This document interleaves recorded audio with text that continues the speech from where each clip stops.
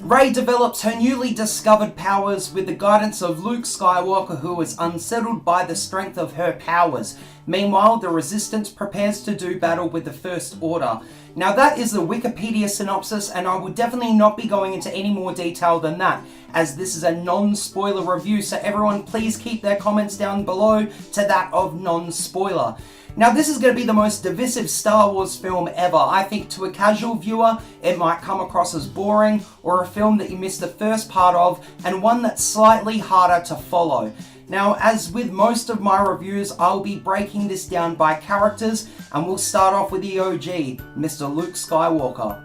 This has probably been the best that I've ever seen Mark Hamill. He really plays this role with a lot of pain and a lot of anguish, and obviously without going into spoilers, I've got to say that this was a really nuanced performance by him.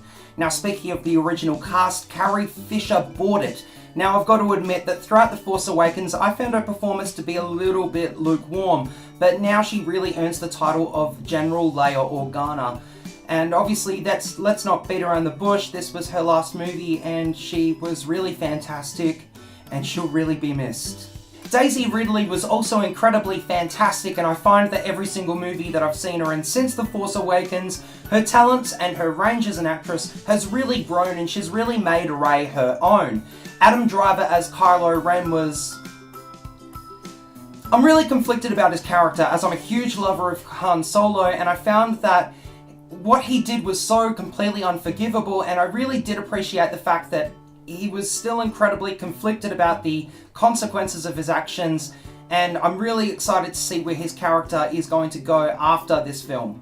Oscar Isaac as Poe is tremendous, and although his screen time was severely lacking, I found that he really elevated everything that he was given. I'm looking forward to seeing him in many more movies, but being a huge Oscar Isaac fan, that's just going to happen regardless. Finn in this movie was definitely more comedic, and I think that is a part of the issue that I had with this movie.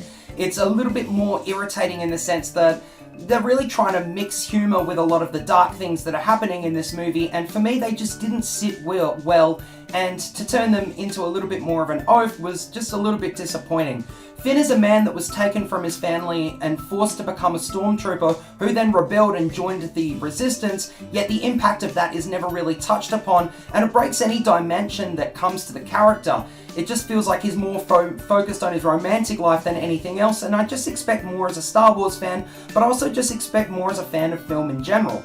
As for what I loved, now, I loved the battle sequences here. They were beautiful and flawless and everything that you want from a Star Wars movie. And I gotta say, if you're a fan of the third act of Rogue One, you will love these action sequences. I also really love the world building here. The planets that you go to are fully realized and imagined, and that comes from the strong script, the well-realized concept art, and Rian Johnson's inventive yet grounded vision for where he sees the franchise going further. The colours in this movie pop. You've seen the trailer with the salt planet, and the contrast of white and red is really beautiful, and I can't describe just how much it pops on the big screen, and I'm really excited to watch everyone's reaction to just how fantastic that looks. Something else I really love here is the very sparing nods to the original trilogy. I found that in The Force Awakens there were a few too many nods to the original instead of creating something new, and what they get here is that they really balance the line between too much and just right. Unfortunately, there is a lot to dislike about the movie. I didn't like the Finn and Rose aspect of the film. Although it was pivotal, it really altered the pace of the movie, and every single time they cut to it, I found that the movie slowed down to a halt. I also felt like nothing really happened in this movie. You know, generally the second chapter of a film is usually the realization that all is not well, and in this movie, where it starts and where it finishes are exactly the same. So I think that this movie would be fantastic watching back to back with The Force Awakens and the third movie, but not necessarily great as a standalone. Obviously I won't go into any more detail than that, and I'll probably be doing a spoiler review, so be sure to subscribe to get notified on when that is. I found the score to be strong but pretty uninventive. I was definitely a lover of Michael Giacchino's score for Rogue One, and although John Williams does a very good job with the score, he doesn't really expand outside of his Force Awakens themes. So should you go see this movie?